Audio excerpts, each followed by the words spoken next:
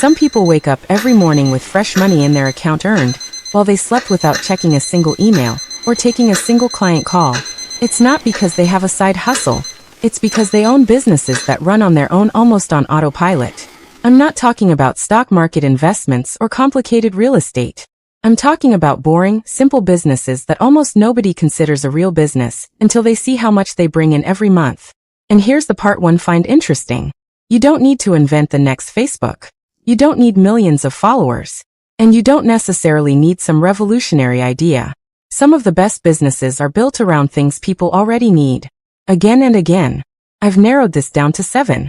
And if you only pay attention to one idea from this list, make it number 1. Because the real lesson isn't the businesses themselves.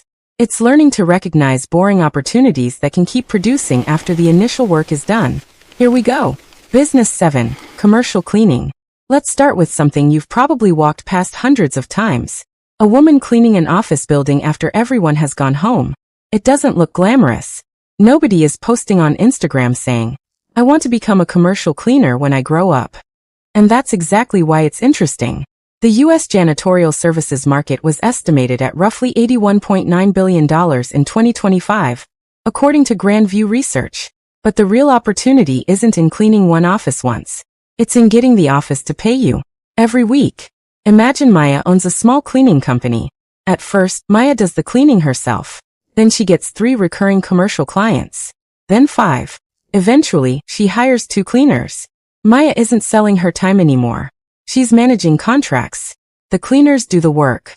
The clients keep paying. And the business keeps operating whether Maya personally holds a mop that day or not. That's the first pattern. Don't just sell a service. Build recurrence around it. One customer paying you once is a transaction. One customer paying you every month is an asset. Business 6, vending machines. You probably walked past one today. A machine sitting quietly in the corner of an office, gym, hotel, or apartment building. It doesn't call customers. It doesn't post content. It doesn't answer DMs. It just waits. Someone walks up. They tap their card.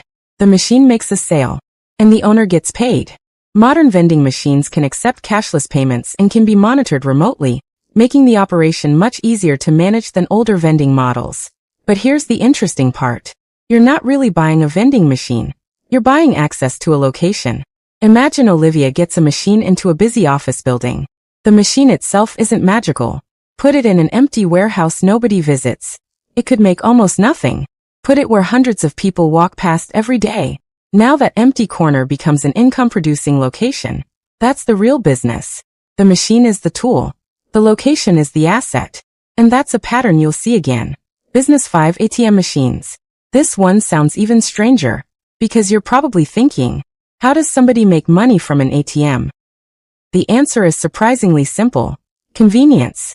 When someone uses an independently owned ATM, the operator can earn a surcharge on the withdrawal, alongside other potential revenue depending on the setup.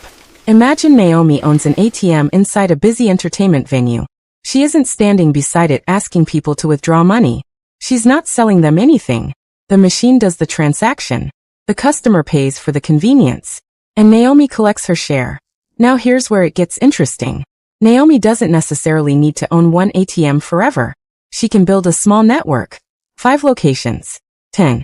20. The work doesn't necessarily increase in proportion to the number of machines because the same systems, routes and maintenance processes can serve multiple locations. That's another 1% strategy principle. Look for businesses where one system can produce the result repeatedly. Don't only ask, how much can this make? Ask, what happens if I repeat this 10 times? That's a much better business question. Business 4, laundromats. This might be the least exciting business on the list, which is exactly why we're talking about it. Nobody wakes up thinking, I want to own a beautiful laundry empire. But people still need clean clothes. Every week. Whether the economy is booming or struggling, whether it's raining or sunny, the machines keep doing one simple thing. Washing clothes. And the owner gets paid for every cycle. But here's where the business becomes more interesting. A laundromat isn't only a collection of washing machines. It can also contain vending machines, ATMs, laundry products, wash and fold services, pickup and delivery. So suddenly, one boring location can contain several revenue streams. That's the part most people miss. A good business doesn't always need a new customer for every new dollar. Sometimes you can increase the value of the same customer by solving another problem they already have. And that idea is worth remembering. Business 3: self-storage. Now imagine Sarah owns a small storage facility. Her customers aren't buying anything complicated. They're renting a little box. That's it. But think about what Sarah is actually selling. Not storage. Space. Someone is moving. Someone is downsizing. Someone has too much furniture. Someone runs a small online business and needs somewhere to keep inventory. They don't necessarily want to buy another property. They just want somewhere to put their stuff. And they'll keep paying as long as they need that space. Self-storage is already a huge U.S. industry.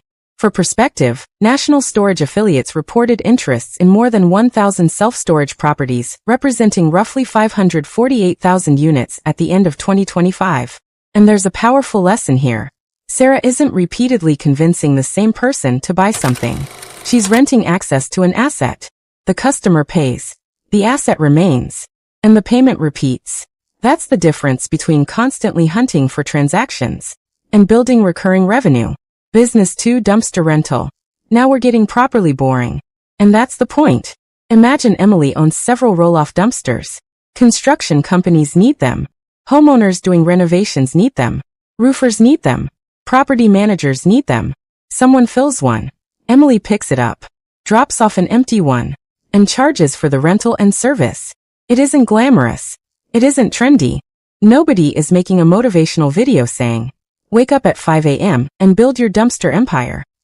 But that's precisely why it can be interesting. Because Emily isn't trying to convince people they need a dumpster. Her customers already have a problem. They have waste. They need it gone. And when you solve a painful, necessary problem, you don't need to manufacture demand. You simply need to become the person who reliably solves it. And that brings us to number 1. Business 1. A boring business built around a recurring problem. Here's the one I want you to pay attention to. Not because there's one magical business that everyone should start, but because the model behind it is more important than the industry. Imagine Jessica notices something. Every small business owner she talks to has the same problem. They hate keeping up with a repetitive task. Maybe it's bookkeeping. Maybe it's scheduling. Maybe it's inventory. Maybe it's cleaning. Maybe it's maintenance. Maybe it's managing a boring administrative process. Jessica doesn't invent something new. She simply builds a business around solving that problem repeatedly. At first, she does the work. Then she documents how she does it. Then she creates a system. Then she hires someone. Then she uses software where possible. Eventually, Jessica isn't selling her hours anymore. She's managing a machine she built. And this is where the entire list finally makes sense. The vending machine, the ATM, the laundromat, the storage unit, the dumpster, the cleaning company. They all look different. But underneath, they're playing the same game. They solve a recurring problem. And they create a system around solving it. That's the real opportunity. The 1% strategy. And here's what I'd call the 1% strategy behind all 7. Stop asking, what business can make me the most money? Start asking, what problem happens repeatedly that people will keep paying someone to solve? That's a completely different question. Because if the problem happens once, you may have a transaction. If it happens every week, you may have recurring revenue. If you can solve it with a system, you have something that can potentially operate without requiring all of your personal time. And if you can eventually make that system better, cheaper, faster, or easier, you have leverage. That's what we're really looking for. Not passive income fantasies. Not money while doing absolutely nothing. Leverage. The ability for 1 hour of your effort today to continue producing value tomorrow. And that's why boring businesses are so interesting. They don't need to be exciting. They need to be useful. Because the people who build wealth aren't always the people who find the most exciting opportunity. Sometimes, they're the people who notice the boring problem everyone else has stopped seeing. And once you learn to see those problems, you start seeing businesses everywhere. That's the 1% strategy.